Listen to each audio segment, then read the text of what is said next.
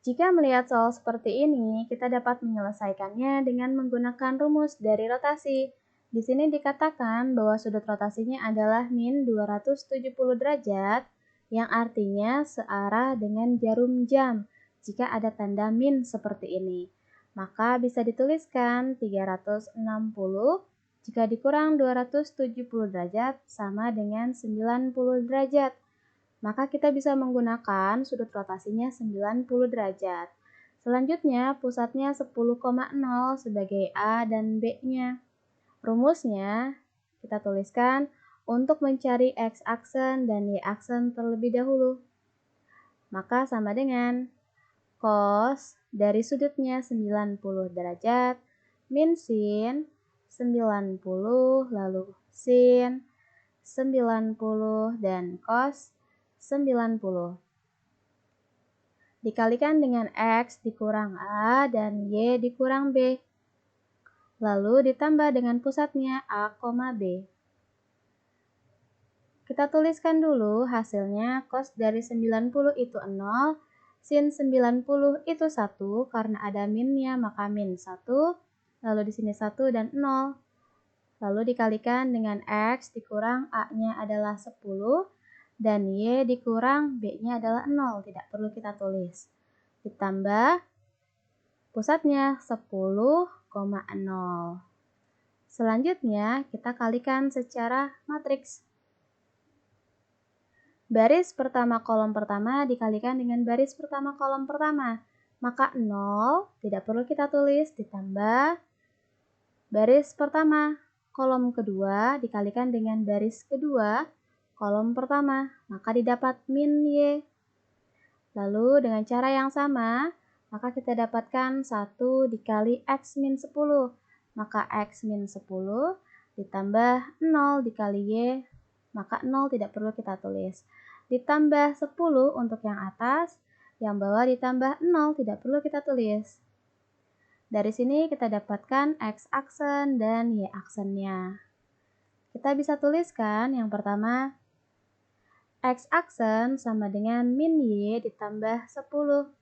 Atau kita pindahkan min Y ke sebelah kiri agar positif. Y sama dengan min X aksen ditambah 10. Dan Y aksen sama dengan X min 10. Atau X sama dengan Y aksen ditambah 10.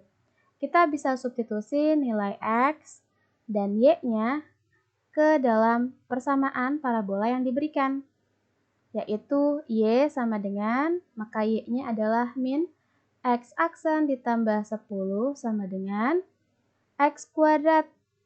Y aksen ditambah 10 dikuadratkan min 4 dikali X-nya Y aksen ditambah 10 lalu min 5. Aksennya bisa kita hilangkan lalu kita selesaikan.